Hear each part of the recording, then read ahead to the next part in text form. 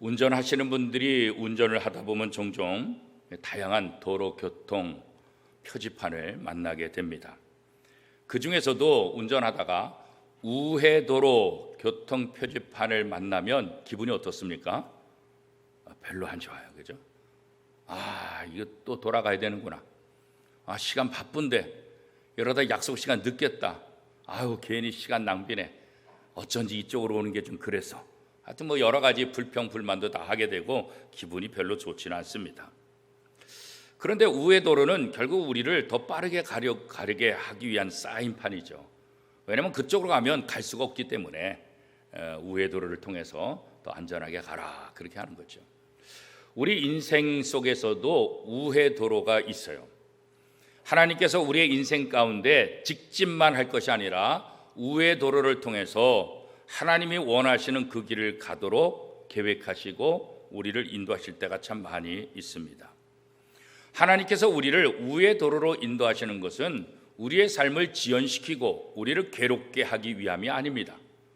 우회도로를 통해서 우리로 하여금 하나님께 더 성장하고 하나님 앞에 더 성숙한 그리스도인으로 만들기 위해서 우리에게 우회도로를 사용하도록 허락하시는 때가 종종 있습니다. 여러분 한번 생각해 보세요. 여러분이 지금까지 살아온 인생 가운데 여러분이 마음먹은 대로, 여러분이 계획한 대로, 여러분이 꿈꾸는 대로, 여러분의 소원대로 모든 것이 다 이루어졌나요? 그렇지 않습니다. 우리의 꿈과 소망과 계획, 이런 것들이 여지없이 무너지고 그것 때문에 좌절된 경험을 아마도 많이들 하셨을 것입니다. 여러분의 계획과 꿈과 소원, 이런 것을 통해서 좌절된 경험을 갖고 계시다고 한다면 한번 고개를 한번 끄덕끄덕 해보세요. 여러분들이 끄덕끄덕 하십니다. 그렇습니다. 우리 인생이 다 그렇습니다. 우리가 마음먹은 대로 그렇게 우리의 인생이 다 되지 않습니다. 우리가 마음먹은 대로 되지 않는다 할지라도 실패냐, 또 그렇게 말할 수 있는 것도 아닙니다. 성경에 보면 환경적으로 보거나 또 가정 환경으로 보거나 정말 형편없는 삶을 살 수밖에 없음에도 불구하고 하나님의 복을 받은 사람들이 기록되어 있습니다. 그 중에 대표적인 사람은 바로 요셉입니다. 창세기 37장부터 50장까지 이 14장에 걸쳐서 요셉의 생애가 기록되어 있습니다. 이제 앞으로 8주 동안 이 창세기 35장부터 50장까지 나와 있는 요셉의 삶을 우리가 살펴보게 될 것입니다. 요셉의 삶을 통해서 하나님께서 어떻게 우리의 인생을 형통하게 하실까? 이 부분, 하나님께서 형통하시는 삶을 사는 비결이 뭘까? 이 비결을 우리가 하나씩 찾아보게 될 것입니다. 요셉의 가족을 가만히 살펴보면 참 복잡합니다. 우리는 그냥 성경을 읽을 때 요셉 그러니까 그렇지, 요셉의 가계도를 한번 살펴보세요. 이 요셉의 가계도를 보면 정말 복잡하죠. 아내가 둘 있어요. 첩이 둘 있어요. 아내 둘과 첩 2명을 통해서 12명의 아들과 1명의 딸을 낳았어요. 이게 한 가족이에요.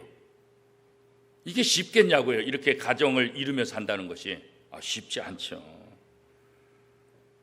이 요셉의 가정을 가만히 살펴보면 이게 좋은 환경이 전혀 아니에요. 요셉이 어렸을 때 태어나서 할아버지인 줄 알고 열심히 쫓아다녔는데 나중에 성장해서 살펴보니까 할아버지가 아니라 자기 아버지인 거예요. 그도 그럴 것이 야곱의 나이 91세에 요셉을 낳았으니까, 그러니까 얼마나 나이 차이가 많은 거예요. 그죠? 할아버지라고 생각하는 것 당연한 것 아니겠어요? 엄마 하고 엄마를 쫓아다녔는데 나중에 철이 들어보니까 엄마가 우리 친엄마 말고도 3명이 또 있어요. 자신의 동생 베냐민, 자기가 이뻐하고 자기의 친동생 베냐민만 있는 것이 아니라 이복 형제들이 10명이나 있고 또 누이가 1명이 있는 거예요. 이렇게 아버지는 1명이지만 엄마가 4명이나 되고 형제들이 13명이나 되는데, 이런 가정 속에서, 이런 환경 속에서 요셉이 삶을 살아가고 있어요. 이게 평범한 가정일까? 참 쉽지 않죠. 어쩌면 요셉은 이 철이 들면서 충격을 받았을지도 모르겠어요. 그죠? 우리도 50년 전, 60년 전에 대부분의 가족들은 뭐 4남매, 적어도 3명, 이게 이제 거의 기본이잖아요. 그죠? 5명, 6명, 8남매, 9남매, 10남매도 있잖아요. 그죠? 그런데 대부분의 우리나라는 어떻게 해요? 엄마 한 명이 다 난 거잖아요. 그죠? 4명이든 5명이든 10명이든 엄마 한 명이. 그런데 야곱의 이 가족은 그렇잖아요. 부인 2명과 첩 2명을 통해서 13명의 자녀가 난 거예요. 그러니까 나이가 들면서 이런 과정, 이런 모습들도 아마 굉장히 상처가 되고 힘들었을지도 모르겠어요.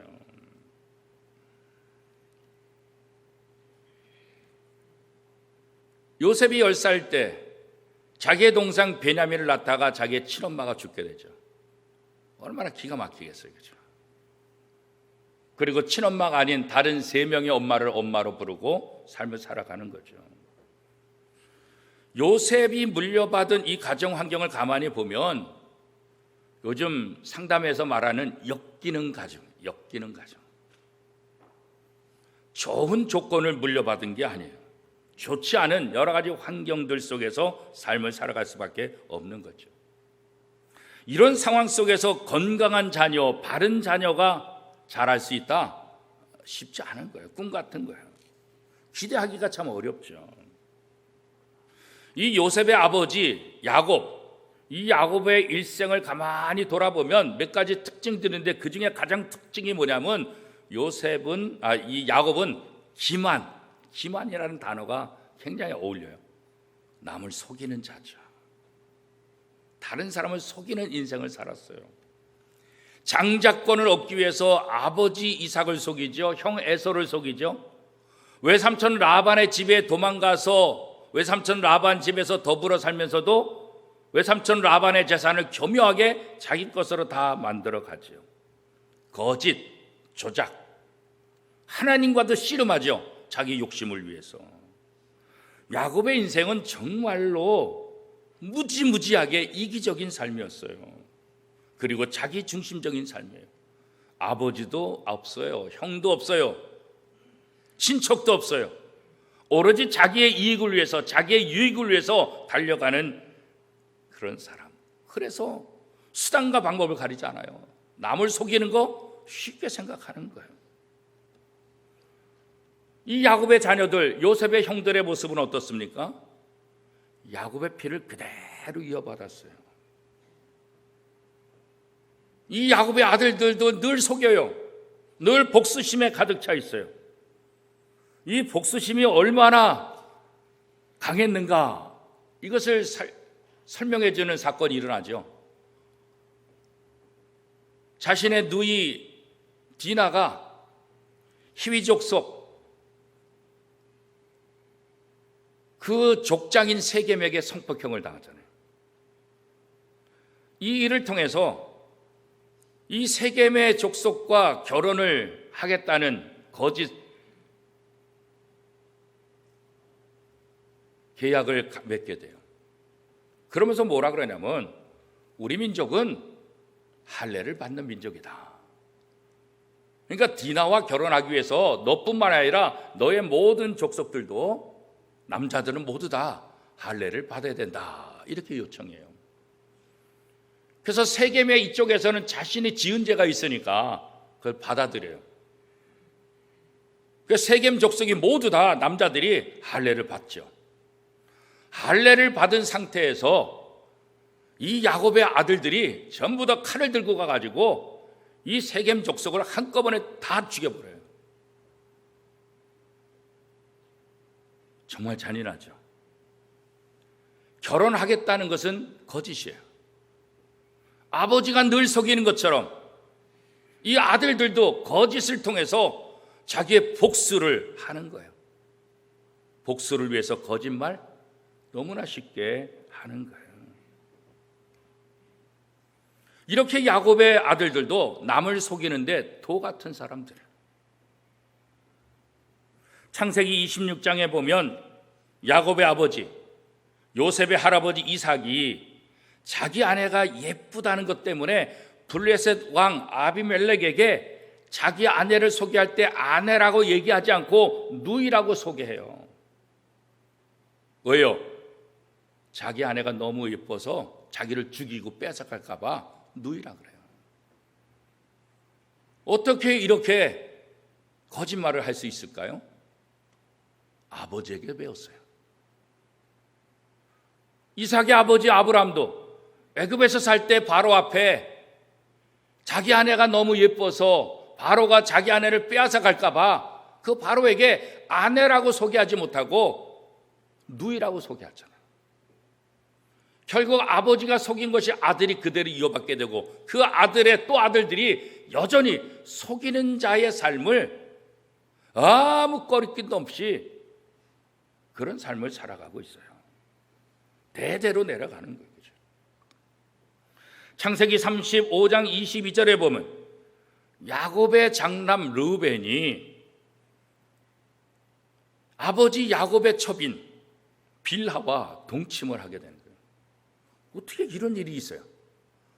아무리 첩이라 할지라도 아버지의 아내와 어떻게 동침해요? 말도 안 되는 일이 일어나잖아요.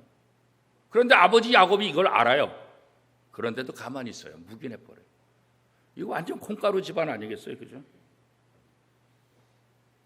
이런 상황 속에서 자녀들이 무슨 좋은 훈련을 받고 하나님이 기뻐하는 자녀로 살아갈 수가 있겠습니까?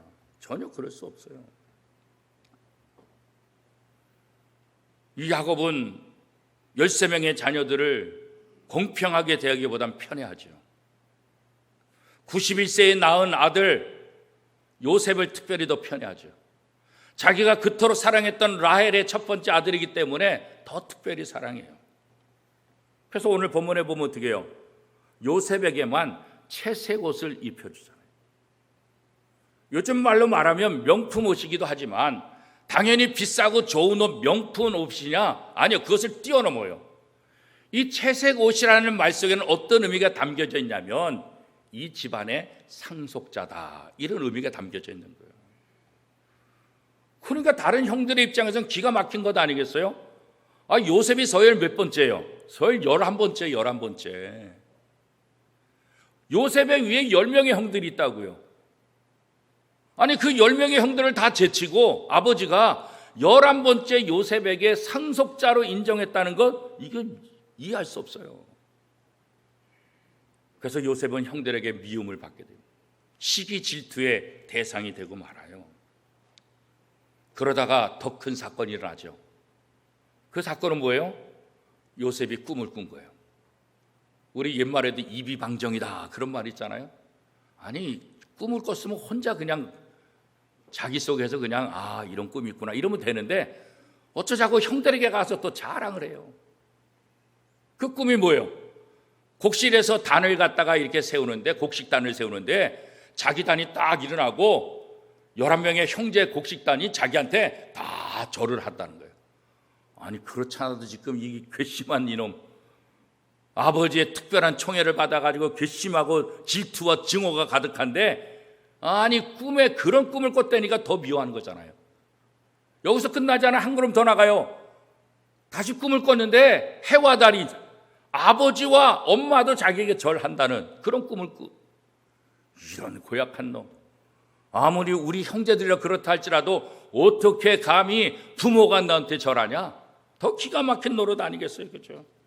그렇잖아도 아버지의 사랑을 독차지하고 있어서 이거 가만히 있으면 안 되겠다, 좀 손을 봐줘야 되겠다, 그런 생각하고 있던 차에 이 사건을 통해서 더욱더 형들에게 미움을 받게 돼요. 형들은 머리끝까지 화가 나죠. 결국 요셉의 형들은 요셉을 배신하기로 작심해요. 어떻게 배신해요? 요셉을 죽이기로 작정해요. 더 이상 요셉이 있으면 우리는 아무것도 얻을 수 없다. 요셉의 이러한 꼴을 보니까 이거 도저히 눈 뜨고 볼 수 없다. 요셉이 있는 한 우리는 아버지의 사랑도 받지 못하고 요셉이 있는 한 우리는 아무것도 아니다. 그래서 요셉을 죽이기로 음모를 꾸미죠.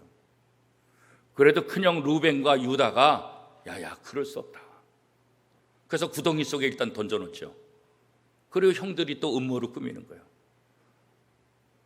17살의 요셉이 형들을 자기를 죽이려고 하는 음모, 그러다가 미디안 상인이 지나가면서 미디안 상인에게 돈 몇 푼 받고 노예로 팔아버리잖아요. 아니, 형제인데 아무리 배다른 형제를 할지라도 어떻게 자기를 죽이고 자기를 노예로 팔아버릴 수 있냐고. 구덩이 속에 던져져서 두려움과 염려 속에서 울며 불며 사정해도 형들이 말을 듣지 않아요. 그때 구덩이 속에 던져진 요셉이 받은 상처가 얼마나 대단할까요? 나이 17, 이 어린 나이, 가장 감수성이 강한 그 나이, 형들로부터 버림당하고 형들로부터 죽을 수밖에 없다고 하는 이 기가 막힌 소리를 들을 때 얼마나 비참해졌습니까? 다행히 큰형 르벤과 유다를 통해서 죽지는 않고 애굽으로 팔려가잖아요. 이 미디안 상인이 요셉을 애굽의 군대 장관 보디발의 집에 팔죠. 요셉은 보디발의 집에서도 또 어려움을 당해요. 보디발의 아내의 유혹을 거부하다가 다 또 뒤집어 쓰고 음해로 감옥에 또 갇히죠. 노예로 사는 것도 억울한데, 그렇잖아요. 지금까지 아버지의 사랑을 받으며 독차지 받으며 채색 옷을 입으며 그렇게 귀엽게 귀하게 자랐는데, 노예로 붙잡혀가서 노예 생활하는 것도 어려운데 음모를 통해서 또 이게 감옥에 갇혀서 죄수로 살아간다니 얼마나 기가 막히겠어요, 그렇죠? 그러나 감옥에서 바로의 신하들이 꿈을 꾸게 되고 그 꿈을 해몽하는 것을 통해서 결국 요셉은 대애굽의 국무총리로 등극하게 되죠. 온 세상이 기근으로 양식이 없을 때 이 야곱의 아들들 양식을 얻기 위해서 애굽으로 와요. 그런 과정 속에서 결국 자신의 동생, 자신들이 죽이려다가 팔았던 동생 야곱이 애굽의 국무총리라는 사실을 알게 되죠. 한편으로는 기가 막혔고 한편으로는 또 감사하죠.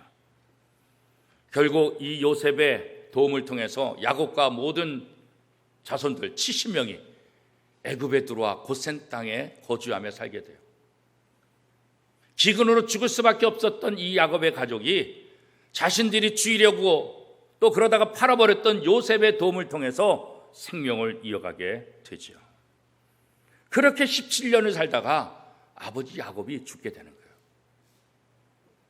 창세기 50장 15절에서 20절까지 말씀에 보면 아버지가 돌아가시면서 형들이 요셉에게 겁을 먹기 시작해요. 두려워하는 거예요. 저 요셉이 분명히 우리를 죽일 것이다. 그렇지 않겠어요?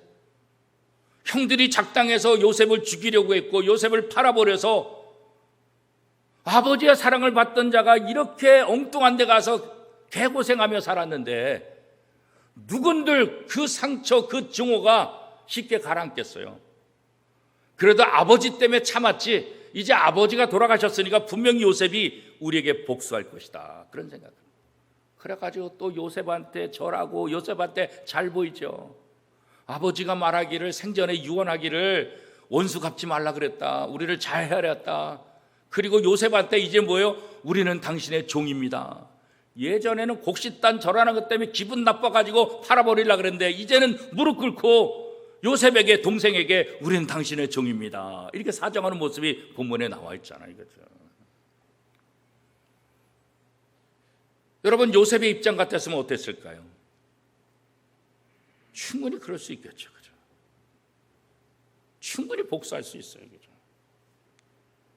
요셉은 자기의 생애와 자기의 가정과 자신의 삶 속에 드리워진 역기능적인 그런 고난과 아픔들, 그런데 그런 상황 속에서 내던져졌던 요셉은 그 상황 속에서도 아버지의 잘못된 성품을 닮는 것이 아니라 그들을 복수하지 않고 오히려 용서를 해줘요. 형제들이니까 뭐 용서 쉽겠지. 용서가 쉬울까요? 용서처럼 어려운 거 없어요. 용서가 쉽지 않아요. 젊은 나이에 상처를 주고 증오를 심어주고 자기의 인생이 내동댕이 쳐지게 한 그 형들에 대해서 무슨 좋은 감정이 있겠어요? 그러나 야곱은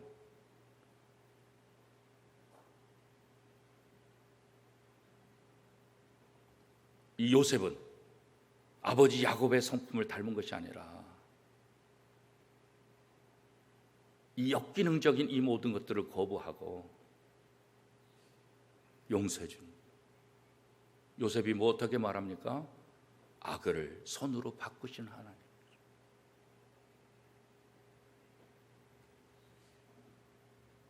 요셉이 형제들을 용서해 주는 이 모습을 통해서 오늘 나는 용서의 삶을 살고 있는가? 하나님이 나를 용서해 주셨는데 나는 다른 사람을 용서해 주고 있는가?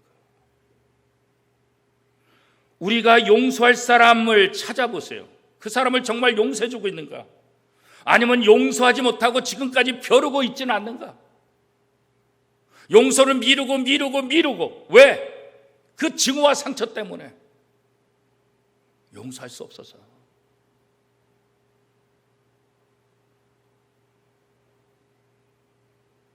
요셉은 아버지에 대한 원망, 형제들에 대한 원망, 보디발의 아내에 대한 원망, 그 주변에 얼마나 원망할 사람이 많아요. 증오할 사람이 많아요. 그런데 그는 모든 사람을 원망하지 않아요. 용서해요. 오늘 내게 잘못한 가족들이 있습니까? 혹시 부모가 내게 잘못한 적이 있습니까? 형제들이 내게 잘못한 적이 있습니까? 혹시 성도들이 내게 잘못한 적이 있습니까?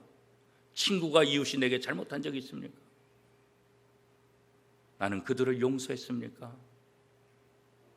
용서해 주려고 마음먹었습니까? 오늘 우리가 또 하나 생각할 것은 내가 다른 사람에게 잘못한 것을 나는 용서를 구했는가? 나는 다른 사람에게 용서받기를 원하면서 내가 잘못한 것에 대해서 내가 당당하게 용서를 구했는가?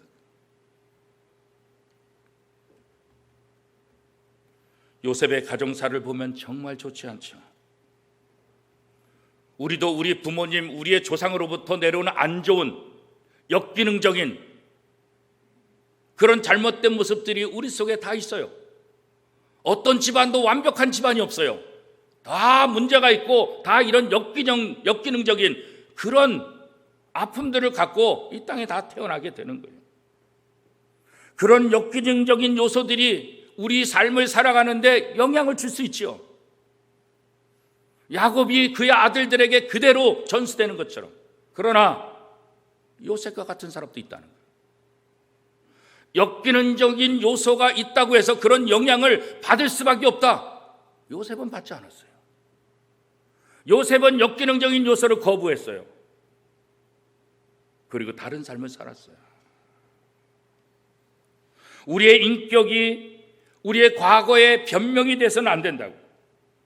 우리가 바른 선택을 통해서 우리의 인격이 달라지고 우리의 삶이 달라질 수 있다는 것을 요셉이 우리에게 보여주고 있는 거예요. 어떻게 보면 하나님은 요셉의 인생에 우의 도로를 가게 하시는 거예요. 그냥 아버지 밑에서 편히 살 수 있는데 우의 도로를 가게 만든 거예요. 더 멀리 돌아가게 하는 거예요. 더 안 좋은 길을 가는 거예요. 더 힘든 길을 가는 거예요. 우리에게 주어지는 우의 도로는 우리의 꿈을 성취하기 위해서가 아니라 꿈꾸는 자들을 변화시키기 위해서 필요한 도로라는 거예요. 애굽에서 나온 이스라엘 백성들이 보름이면 한 달이면 적과 꿀이 흐르는 땅에 충분히 들어갈 수 있는데 하나님은 우의 도로를 통해서 광야에서 40년 동안 방황하게 만들었어요. 40년 동안 우의 도로의 삶을 살았어요. 왜 그랬을까요? 거기에는 하나님의 뜻이 계신 거예요. 이스라엘 백성들이 하나님을 멀리하고 우상을 숭배하지 않고 오직 하나님만 바라보도록, 오직 하나님의 말씀에만 순종하도록 훈련시키기 위한, 변화시키기 위한 그런 시간들이었다는 거예요. 하나님은 종종 우리의 꿈의 성취, 여기에 관심 있는 게 아니에요. 우리는 우리의 꿈을 어떻게 성취할 것인가, 여기에 관심이 있지만 하나님의 관심은 우리의 꿈이 성취되는 것, 이것이 중요한 것이 아니라 그 꿈꾸는 것들을 통해서 우리가 어떻게 성장하고 있는가, 우리가 어떻게 성숙한 그리스도인이 되느냐, 여기에 하나님은 더 관심을 갖고 있는 거예요. 하나님께서 종종 우리의 인생의 우회 도로를 가게 하시는 것은 하나님의 계획이고 하나님의 섭리고 하나님의 분명한 목적이 있다는 거예요. 그렇기 때문에 여러분이 생각할 때 왜 내가 이 우회 도로를 가야 되지? 왜 시간을 낭비하지? 왜 이렇게 고생하지? 그럴 때가 있을 거예요. 그럴 때 짜증내지 마세요. 불평하지 마세요. 화내지 마세요. 내 마음대로 안 됐다고 하나님이 안 계신 것이 아니에요. 하나님이 나를 사랑하지 않는다고 원망하지 마세요. 하나님은 우리의 삶 뒤에서 우리의 삶을 조종하시고 우리를 인도하시고 계시다는 이 사실, 여기에 대한 확신을 가지시기를 바랍니다. 요셉이 바로 그런 거예요. 우회 도로의 삶을 살았지만 형들에게 죽음의 위협 속에서 노예로 팔려가서 또 오해를 받아가지고 감옥의 삶을 살았다 할지라도 요셉은 아무도 원망하지 않았어요. 요셉은 분명 요셉과 그의 가정이 요셉에게 역기능 작용을 할 수밖에 없었어요. 그러나 요셉은 그 역기능 요소들을 자기 것으로 받아들이지 않은 거예요.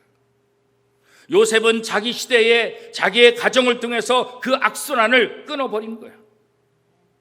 아버지가 속이고 형들이 속이는 그런 일들을 요셉은 하지 않았어요. 요셉은 속이는 기만적인 삶을 살지 않았어요. 진실을 택했어요.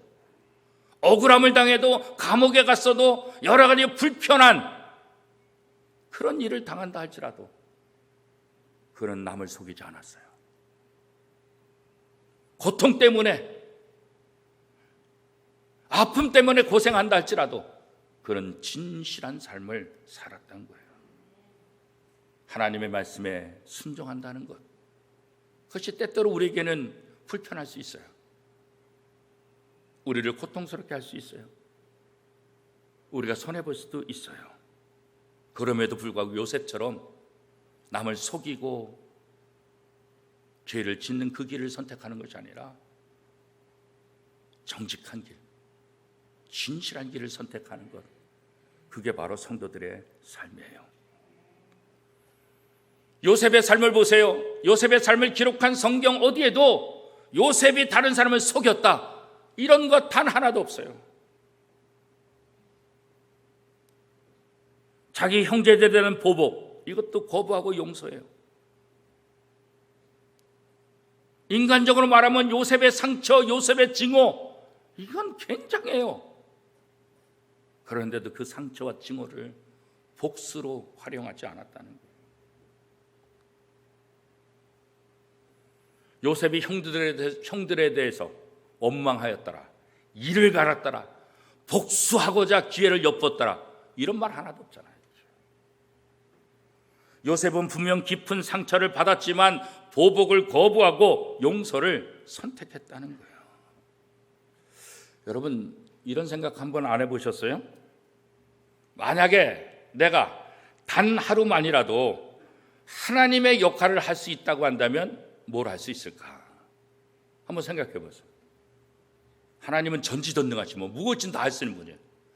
만약에 단 하루 내게 하나님의 역할을 할 수 있는 기회를 하나님께서 허락하신다고 한다면 여러분 뭐 하고 싶으세요? 한번 생각해 보세요. 뭐 하고 싶으세요? 지금까지 내 인생에 나를 괴롭게 한 그 인간들 한꺼번에 싹 처리하는 그런 거로 하루를 보내겠어요? 물론 그런 마음도 있겠죠. 요셉은 하나님은 아니었지만 사실 높은 위치에 있죠. 대애굽의 국무총리, 어마어마한 자리. 마음만 먹으면 자기 형제들 한순간에 다 처리할 수 있어요. 한순간에 복수할 수 있어요. 그런 힘이 있어요. 그런데도 복수를 안 하는 거예요. 복수할 힘이 없어서 하지 않는 복수하고는 전혀 다른 거예요. 복수할 수 있는 기회, 복수할 수 있는 힘, 복수할 수 있는 능력이 얼마든지 있어요. 그런데도 복수하지 않는 거예요. 이게 요셉의 삶이에요. 이게 오늘 성도들의 삶이 되어야 하는 거예요. 그죠? 하나님은 요셉에게 복수를 허락하지 않으셨거든요.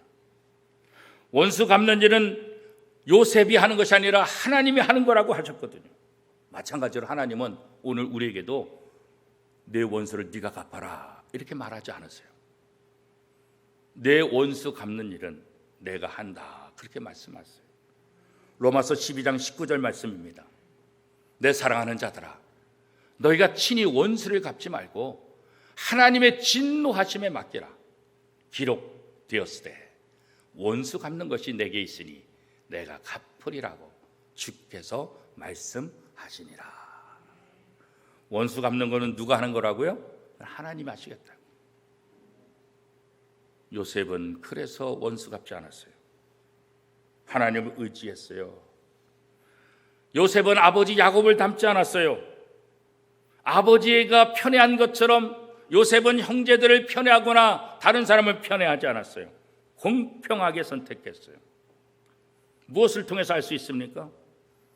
어떻게 보면 요셉은 자기의 친어머니 라헬을 통해서 태어난 베냐민, 그 베냐민 친형제잖아요.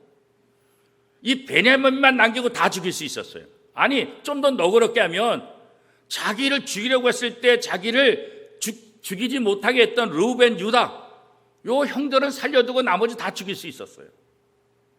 그러나 요셉은 그렇다 할지라도 편애하지 않았어요. 공평하게 대했어요. 형제들이 자신을 죽이려고 했을 때 그 상처, 아픔, 증오, 이거 어떻게 표현할 수 있겠어요? 그죠? 그런데도 용서했다는 거예요. 형들이 자신을 배신했지만 요셉은 형들을 배신하지 않았어요. 그죠? 요셉은 다른 사람을 배신하지 않았어요.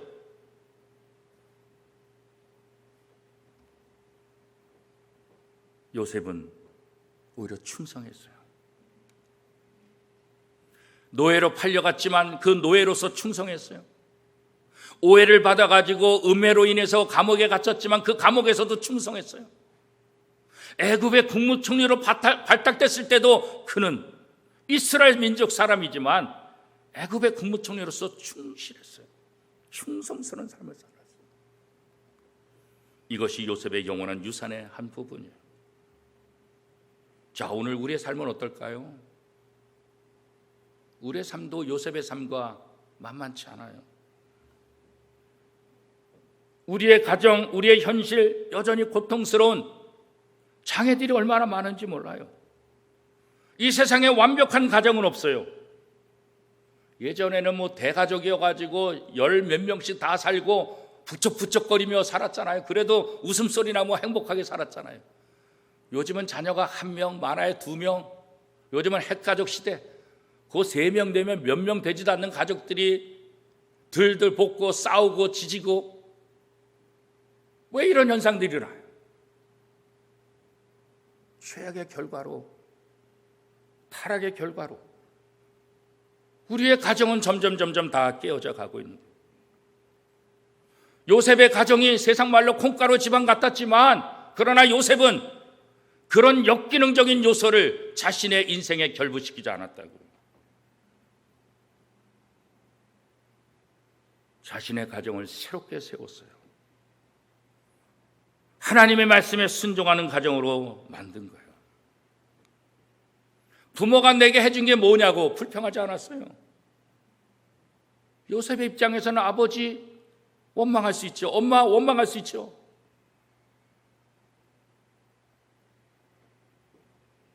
그러나 원망하고 불평하지 않았어요. 요셉은 하나님의 은혜된 응답으로 역기능을 선택한 것이 아니라 하나님의 말씀을 선택하고 하나님을 선택하고 그의 인생에 변화를 주었어요. 요셉은 모든 잘못된 것을 다 끊어버렸어요. 완전히 새롭게 되었어요. 그래서 요셉은 하나님만 바라보고 하나님만 의지하는 거예요. 요셉과 그의 가정은 엮이는 가정으로 요셉에게 아무런 도움이 되지 않는 가정이었어요. 그러나 요셉은 하나님을 의지함으로 하나님이 함께 하시는 형통한 자의 삶이 무엇인지, 형통한 자의 복을 받는 샘플이 누구인지를 우리에게 아주 정확하게 설명해 주고 있습니다. 사랑하는 성도 여러분, 하나님이 함께함으로 요셉이 형통한 삶을 살았던 것처럼 저와 여러분의 삶 속에 하나님이 함께하심으로 요셉이 누렸던 그 형통의 복, 형통의 삶을 누리시는 저와 여러분의 삶이 될 수 있기를 축복합니다.